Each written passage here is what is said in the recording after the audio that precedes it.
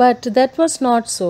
After 5 years, I came back home and was met by her at the station.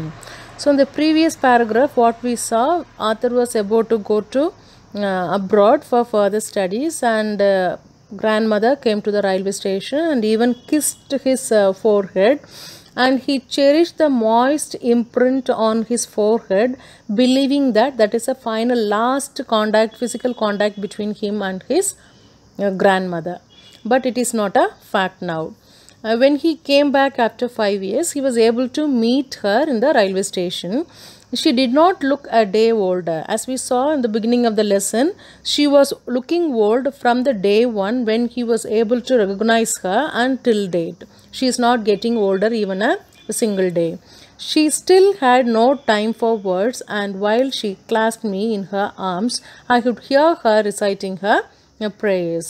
So at this moment also she didn't talk to him. She was simply holding his arm, and she started reciting the prayer as usual.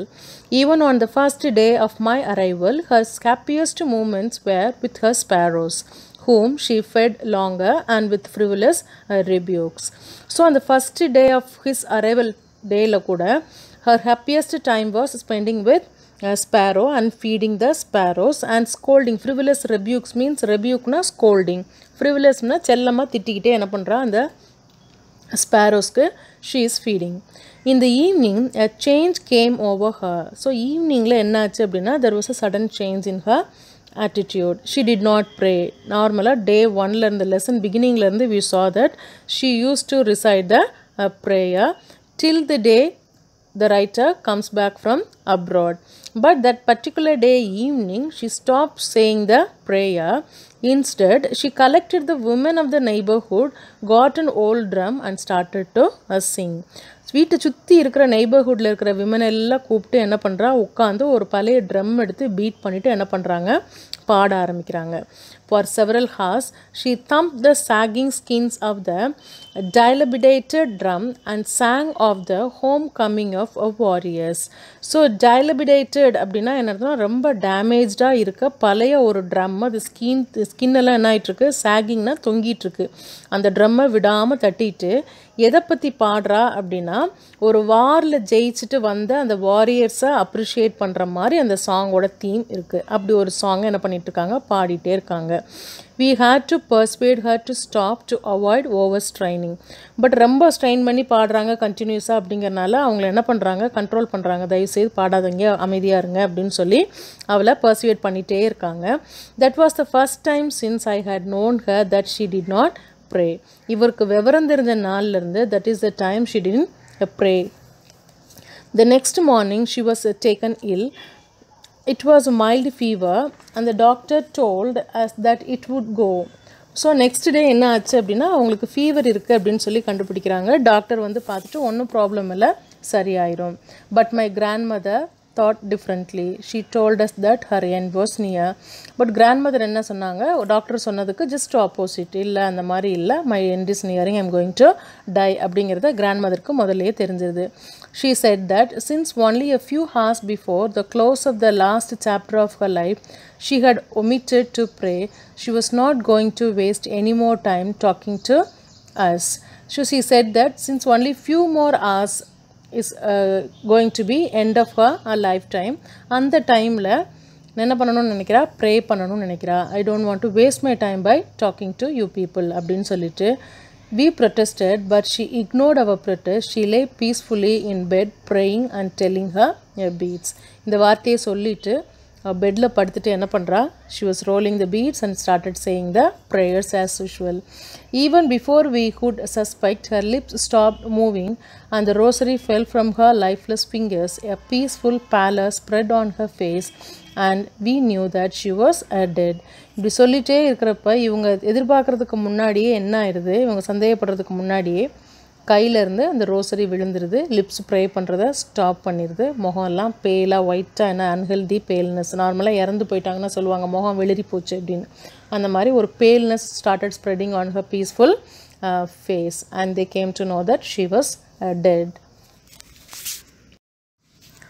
We lifted her off the bed and as it customary laid her on the ground and covered her with a red shroud. So அவங்க பெட்டில் இருந்து அவங்கள lift பண்ணி தரையில் படுக்க வச்சு அவங்க மேலே என்ன பண்ணுறாங்க, இந்த ஷ்ரவுட் அப்படிங்கிறது என்ன அப்படின்னா நார்மலாக டெட் பாடியை கவர் பண்ணுறதுக்காக நம்ம யூஸ் பண்ணுற கிளாத், ஒரு ரெட் கலர் கிளாத் வச்சு ஒரு பாடியை என்ன பண்ணுறாங்க, கம்ப்ளீட்டாக கவர் பண்ணுறாங்க. After few hours of mourning we left her alone to make arrangement for her funeral. So ரொம்ப மார்னிங் அப்படின்னா ஒரு லாஸுக்காக வருத்தப்படுறதுக்கு பேர் தான் மோன். ஸோ ஒரு ஃபியூ ஹவர்ஸ் அந்த மார்னிங் அனுசரிச்சுட்டு என்ன பண்ணுறாங்க அப்படின்னா they all of them are leaving that place to make arrangement for her funeral. funeralனா அந்த கர்ம காரியம் செய்கிறதுக்காக என்ன பண்ணுறாங்க, அரேஞ்ச்மெண்ட்ஸுக்காக they are going out. In the evening we went to her room with a crude stretcher to take her to be cremated.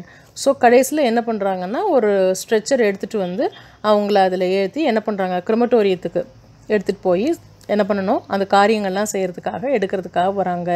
The sun was setting and had lit her room and veranda with a blaze of golden light. That was evening time. அதனால் சன்செட்டில் golden race அப்படியே அந்த வராண்டா எல்லாம் pass ஆகி அவரோட ரூமில் அப்படியே golden கலரில் ஒரு லைட் என்ன ஆகுது, பிளாஷ் ஆகிட்டே இருக்குது. We stopped halfway in the courtyard. அந்த கோர்ட்யார்டு எங்கே உட்காந்து அவங்க ஸ்பேரோவுக்கு ஃபீட் பண்ணுவாங்களோ அந்த இடத்த கிராஸ் பண்ணி வராங்க. All over the verandah and in her room right up to where she lay dead and stiff wrapped in the red shroud, thousands of sparrows sat scattered on the floor. So அந்த வராண்டா, அவளோட room, இந்த எல்லா இடத்துலையும் எங்கே அவளை படுக்க வச்சுருந்தோமோ அந்த இடத்துல எல்லா பக்கமுமே தௌசண்ட்ஸ் கணக்கில் என்ன இருக்குது, ஸ்பேரோஸ் வந்து ஸ்கேட்டர்டாக உட்காந்துருக்கு. There was no chirping. They didn't make any noise as usual. We already saw that they are making a bedlam. bedlamனா என்னது, பயங்கரமான கன்ஃபியூசிங்கான ஒரு டிஃப்ரெண்ட் நாய்ஸஸ் க்ரியேட் பண்ணிட்டு தான் எப்பயுமே இருக்கும். பட் அன்றைக்கி there was no noise, only complete silence was observed by the sparrows. We felt sorry for the birds and my mother fetched some bread for them. She broke it into little crumbs the way my grandmother used to and throw it to them. இந்த ஸ்பேரோவை பார்த்து ரொம்ப பாவப்பட்ட அவங்க அம்மா என்ன பண்ணுறாங்க, grandmother எப்படி ப்ரெட்ஸை வந்து என்ன பண்ணுவாங்க, தூள் தூளாக பிட்டாக உடச்சி என்ன பண்ணுவாங்க, ஷீ யூஸ் டு ஃபீட் தம். அதே மாதிரி அம்மாவும் என்ன பண்ணுறாங்க, ப்ரெட் எல்லாம் தூள் தூளாக உடச்சி அந்த ஸ்பேரோஸ்க்கு போடுறாங்க. The sparrow took no notice of the bread. When we carried my grandmother's corpse off, they flew away quietly. Next morning, the sweeper swept the breadcrumbs into the dustbin. So the sparrows, not even a single peck they didn't take. அதுலேருந்து ஒரு சின்ன பிட்டு கூட அது என்ன பண்ணல, அந்த sparrows சாப்பிடல. நாங்கள் பாடியை எடுத்துகிட்டு நாங்கள் வெளியே போனோன்னா அதுங்களும் சைலண்ட்டாக அந்த இடத்த விட்டு என்ன பண்ணிடுச்சு, கிளம்பி போயிடுச்சு. Next morning sweeper has to sweep out all the crumbs left out on the floor and put it in the dustbin.